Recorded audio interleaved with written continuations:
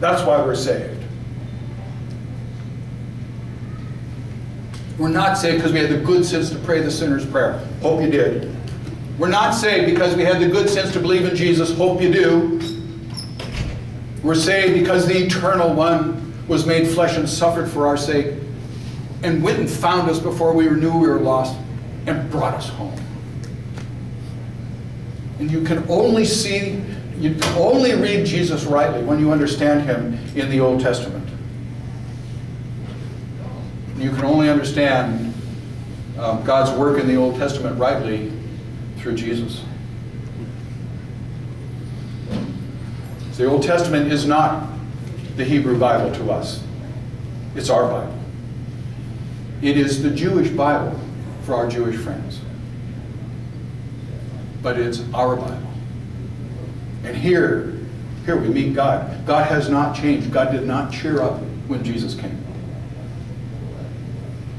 God is the same. And what God asked in a modest way of Isaiah, his suffering servant, and of Israel, his suffering servant people, God asks of the Eternal Son in spades, and asks of us as a church.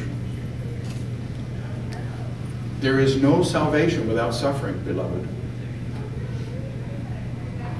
Is there? I'm going to preach tonight at Purdy Prison. Honestly, I'm just the frosting on the cake. Really.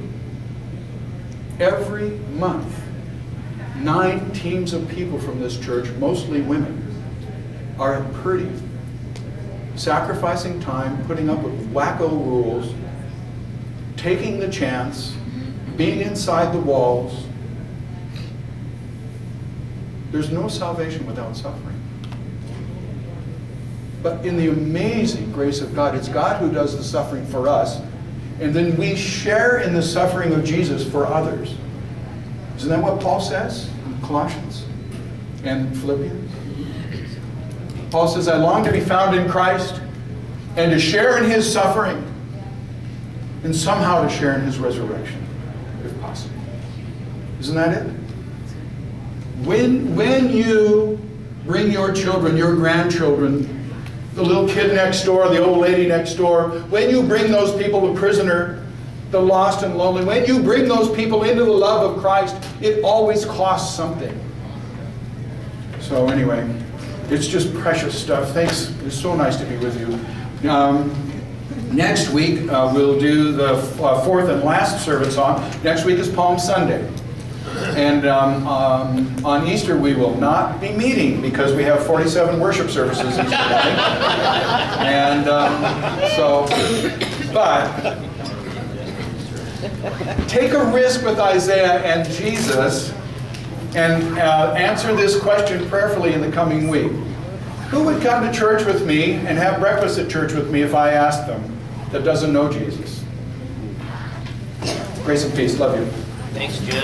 Thank you. We don't even need to go to church now. We just go home. Would you bring your stuff up, please? That means we got all get it to drink one day. I think we should keep it within 3 hours. There's about 6